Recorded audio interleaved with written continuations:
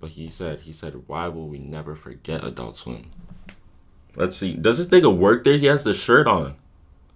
They paid this nigga to do this video. So recently on TikTok, there's been this trend of making these cool videos with these quirky little subtitles, all to some chill music that end with this AS logo. How old is this video? Yeah, I was like, bro, this shit happened 3 years ago. Obviously inspired by bumps from Adult Swim. That little edit was the whole reason I spent way too much money to buy this shirt. Oh, it doesn't work. I hope you liked it. It's easily one of the coolest trends I've ever seen, right up there with getting lung cancer from cinnamon. But also, seeing as my channel... No, on God, the Adult Swim trend on TikTok might be one of the greatest TikTok trends of all time. Late Night Finds is a good one too. Heavily inspired by Adult Swim to the point where I make my own little bumps at the end of my videos. I figured, why don't I break down why it is we remember Adult Swim? So what is Adult Swim exactly? Well, to talk about that, you have to go back in time to 1992. God damn. A man by the name of Ted Turner would create a channel block called Cartoon Network, and at this time it would only rerun old Hanna-Barbera cartoons. You know, shit like the Flintstones or the Jetsons or Scooby-Doo or that little Scooby-Doo that you didn't really like and kind of annoyed the shit out of you, and at times you just kind of wanted to fucking... or is that just me? This is all Cartoon Network was up until the man, the myth, the legend, Mike Lazo appeared. Before Adult Swim's official release, Lazo would work on animation mostly for adults, because no matter what those bullies I totally did not have would say, animation can be for adults. That's right. Fuck you, Luis. And the real first show of this kind would be Space Ghost Coast to Coast. I love saying that shit. And they made it by taking the animation cells or frames of these old Hanna-Barbera cartoons I mentioned earlier and kind of reimagining them and retooling them into basically creating a whole new show. In this case, they took an old superhero show that didn't do too well called Space Ghost and completely reformed it into this parody talk show where a washed-up superhero and friends have these parody interviews with celebrities. I saw an episode of this. I don't know if it was this show specifically. I think it was the episode of Robot Chicken, and they had him, and I think he was like, what was he doing? He was like carrying a stone or like pushing a stone, and it didn't stop. Like, it went on forever. It went on like throughout the whole thing. It made interviews like you've never seen before. Kind of like this. I don't know if it was actually him. I think so. I'm Internet Pit Stop. I'm from YouTube. Where are you from? I'm from outer space, home of the universe. Oh, okay, that's cool. Well... What do you want? Oh, well, I was gonna ask... Nobody cares. Nobody cares. Space Ghost was so important not just because it was the first of its kind, but also because it was the first sign of Adult Swim's type of humor, that subdued anti-humor or the surrealist humor, which would go on to not only inspire other creators. The Eric and Andre show named Space Ghost as its biggest inspiration, but also I think inspire the later viewers of Adult Swim. Basically, I'm only kinda funny because of Adult Swim. Soon enough, other shows were created in this same reimagining way, and by 2001, they were all aired together on the first broadcast of... All kids out of the pool for Adult Swim. All kids out! This was the ad that would play late at night, right after Cartoon Network was done airing its cartoons, mainly for kids. It's basically a bunch of old people at a pool doing pool-related activities with a lifeguard, basically telling the little shitheads to go to bed because it was the adults' time to watch cartoons, and they would have these little signs of like, warning, strong language, caution, sexual innuendo, caution, limited animation, no diving, no kids. You get the point. Now from here, it might just seem like this was just Cartoon Network's version of Nick at Night, where they would air more adult-related stuff towards nighttime. But nigga, if you watch Nick at Night, you're lame, nigga. Hop on Adult Swim. Nigga, Cartoon Network to Adult Swim. Yo ass watching Nick at Night. Come on, bruh. You fell asleep watching the TV and you wake up and you're seeing Nick at Night instead of Adult Swim. What are you doing? What are you doing? Adult Swim would become so much more than just... Nigga, this is so scary. Not anymore, but... Nigga, this was... terrifying.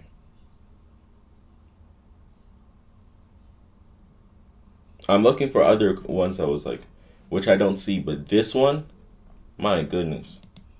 That for start. Oh wait, y'all can't see. This one right here. What's it? The Dawn is whatever. This one, scary. Adult Swim would become so much more than just that. For starters, Adult Swim had such a wide variety of content. It was Adult Swim that played a hand at blowing up shows like Futurama. Yo, Futurama. Sometimes Futurama was one of those shows I'd go to sleep and I'd wake up and Futurama would be playing. It was one of those. Or Family Guy when other broadcasts canceled them. I don't think you could find another broadcast that would air something like Loiter Squad. When I was 7 years old. Why you got so many necklaces? Why you got necklace? Why you got necklace? Why you at my fireplace at my dinner? Put my mama house on fire because she didn't let me color it. It was Adult Swim and Toonami that played a huge hand at showing more mature anime to a much wider Western audience. Trigun, Outlaw Star, Samurai Champloo, Big O, and of course the first being Cowboy Bebop. They would also use their pre-commercial breaks or bumps to introduce you to musicians or underground hip-hop artists you've never heard before. MF Doom, Jay Dilla, Killer Mike. You probably should learn how to fight, how to box, karate, or something. Because times... Nigga, Killer Mike. Ain't that lame ass nigga that caused Travis Scott to lose his Grammy? Didn't know, but bro, nobody listened to this nigga album. Nobody heard that shit. And they're like, oh, Killer Mike won. They're doing anything to stop Travis Scott from winning, bro. Anything. First it was Cardi B. Now it's this bald ass, old ass nigga. It's getting hard, and I'm thinking mugging is going to make a real big comeback in the next few years. And of course, the one and only Flying Lotus. I was living at my mom's house, and the only TV I would watch is Adult Swim. I'd, get up, Saturday, late night kind of thing, go for a little drive before I watch, get high real quick, watch all them cartoons, and they had a little blip on saying, like, yeah, you think you got some beats, huh? Think you got some tracks, send them over. It seemed like the next week I got an email asking for a track list, and they were playing stuff on the TV, man. And the first thing they played, they made a promo for the Boondocks around one of my tracks.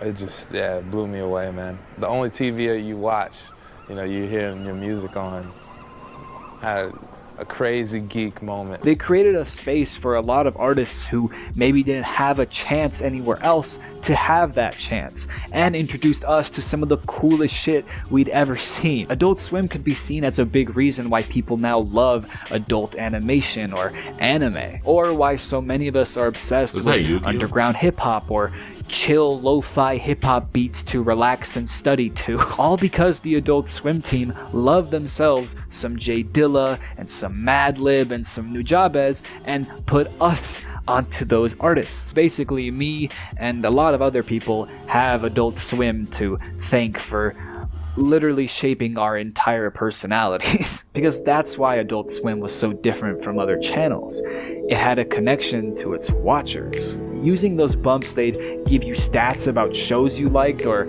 answer emails, or downright just converse with you and tell you things. I remember this bump of them paying tribute to the late and great Jay Dilla by naming some of the best hip-hop producers of all time, all of them being Jay Dilla, but just different ways of saying Jay Dilla while also playing some Jay Dilla. Adult Swim really felt like your cool older brother that was introducing you to all this cool shit you've never heard of before. It had its own little atmosphere, or dare I say, vibe.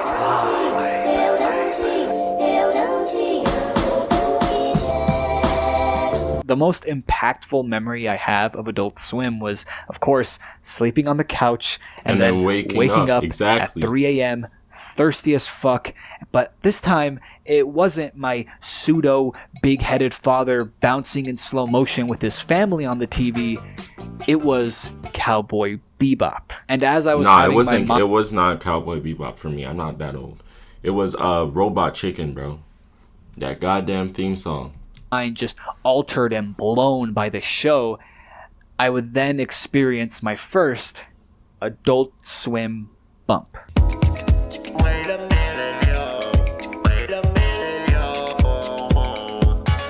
And right here, let's break down exactly what a bump is. They were these small segments that would play either in between a show, or right before a commercial break, or after a show, and what they were usually varied. Sometimes they were just these weird pictures of a garden, or a barn, or street lights, to some of the most fire beats you've ever heard. The aesthetic of these pictures were as creepy and eerie as they were interesting and intriguing, and they felt like these little moments of bliss as you're just looking at the picture and listening to this amazing music, and you wished always that they could just go on just a bit longer. Like, I find it really fucking weird that pictures of a baggage room, or lights from Japan, or this endless stairwell just live in my head completely rent-free. Sometimes these bumps, like I said earlier, would just be Adult Swim talking to you personally. Or maybe they'd even be telling you to go to bed because they knew your ass shouldn't be awake right now because it's fucking 4:41 a.m., which is the exact time it is right now of the filming of this video. Again, another pat on the back. I'm fucking tired, dude.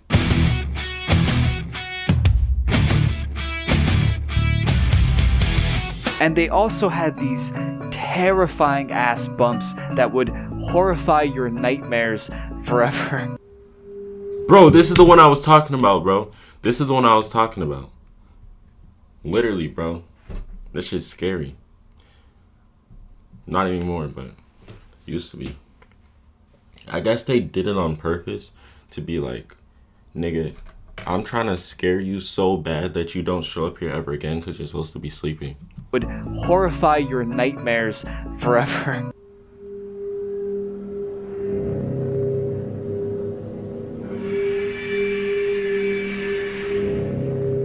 It felt like Adult Swim made these to scare off the kids from watching the program. Yeah, that didn't work. It did not work. I was a young shithead at the time, but it didn't stop me from watching the channel. Sure, I had some shit in my pants, but I was still completely intrigued to what was going on. And those contrasting feelings only added to the personality and vibe of Adult Swim. It made it feel like you were entering this weird portal into a weird-ass different dimension. Yes, it played amazing anime and The Boondocks and Aqua Teen Hunger Force and Family Guy and Futurama and all that other shit your mom didn't want you watching late on a school night. It wasn't the shows that aired on the program, it was the program itself. The fact that it would talk to you, these little bumps, everything that gave Adult Swim its personality. That's why people are mimicking these bumps, and it became a huge trend. That's why at the end of my videos I make my own bumps that I don't think anybody watches. Adult Swim played shows that no one else would. It inspired me as a person. It inspired so many other people. It took what it meant to be a TV channel and elevated it to a whole new level. Yeah, this show is It mad had cool. its own personality. That's why we remember Adult Swim.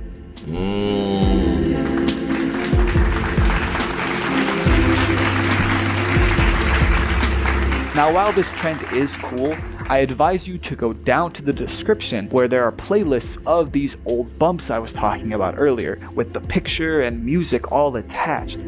It's a blissful, chill part of the internet. It's just a bunch of nostalgic people reflecting on times gone by. It's kind of crazy how a vague picture you barely remember and a J Dilla beat can make you reflect on your whole entire life. Much like those Dragon Ball Z Linkin Park AMVs that I talked about in this video, I want to make sure that we Nah, hold niggas on wasn't to watching. Niggas wasn't watching them Sonic ones though. The AMVs of Sonic, niggas was not watching those. these bumps as a part of history, and they don't just become lost media. Because it's such an important part of growing up with Adult Swim. It's all part of an era. Thank you to Mike Lazo and the team at Adult Swim for basically shaping people like myself's personality, and thank you for introducing us to so many things we'd probably never see otherwise. And most of all, thank you all so much for watching this video. And of course, thank you so much for coming to this little pit stop on the corner of the internet. Peace. Nah, that was fire. Viver a vida de pássaro que não sabe puxar. Viver a vida de pássaro que não sabe puxar. Viver a vida de pássaro que não sabe puxar. Viver a vida de pássaro que não sabe puxar. Yo. Viver a vida de pássaro que não sabe puxar. Yeah, Adult Swim. 5 a.m. is crazy. That upload schedule, that recording schedule was wild, but that was a fire video. That shit did take me back a little bit. And it did explain how, it did explain why it was so fire, you know? So yeah, that was fire.